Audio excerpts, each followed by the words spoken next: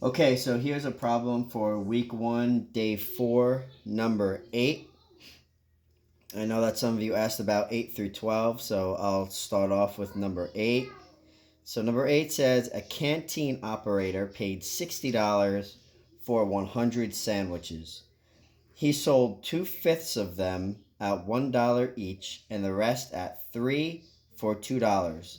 What is his profit? So it's important to understand that a profit is any extra money that he made after he spent the $60. So the first line, it says 2/5 of 100. So I rewrote that to make it easier. Anything that says of is multiplication. So I did 2 over 5 of 100, which is the total, is the same as 2 over 5 times 100 over 1. And if you do 2 over 5 times 100 over 1, 2 times 100 is 200. 5 times 1 is 5. And 200 divided by 5 is 40. So for number 1, it should be 40 sandwiches. They have it done a different way there. You don't necessarily have to do it that way, just as long as you have 40 sandwiches. So the second line, it says blank sandwiches sold at $1 each. And then it gives a little multiplication problem. So the answer for the first one is 40. So that means there were 40 sandwiches sold at $1 each, because it said 2/5 of the sandwiches were at $1. 2/5 of 100 is 40. So 40 sandwiches sold at $1 each. In that sentence, it says $40. 40 times $1 gives you $40. So it should be 40 times $1 equals $40. That completes line 2.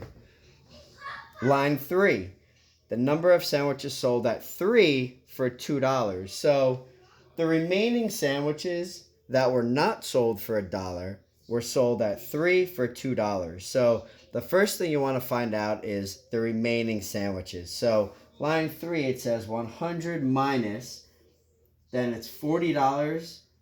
That were 40 sandwiches that were sold for $1. So it's 100 sandwiches minus 40 sandwiches equals 60 sandwiches. So that means there were 60 sandwiches in total that were left. Now, line 4, it says the number of sets of blank sandwiches. So it says in the problem, the rest at 3 for $2. That means each set of sandwiches had 3 sandwiches in them. So the number of sets of 3 sandwiches were 60 total. So the total left are 60. If they were in a set of 3, it's 60 total divided by 3. So I'll rewrite it here. 60 divided by 3, which gives you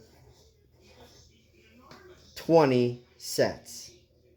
So 20 sets. That means there are 20 bundles, basically 20 packages of 3 sandwiches each. And each one of those, so the cost of 20 sets of sandwiches, because that's how many sets there are, the cost of 20 sets of sandwiches at $2 each bundle, each set costs $2 each. So the cost of 20 sets of sandwiches times 2, so it's 20 sets times $2, which gives you $40. That's how much it costs. So they're asking for the profit. The profit is you add up everything that was made. So you have your $40 that he made from selling 40 sandwiches at $1 each. That's 40. Then you have your sets. You have 20 sets at $2 each, which gives you $40 again, and I already wrote the 4 by accident.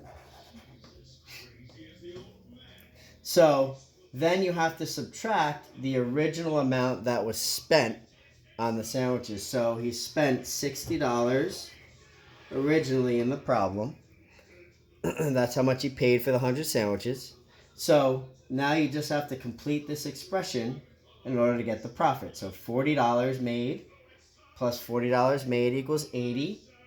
80 minus 60, which is what he spent, gives you $20 in profit.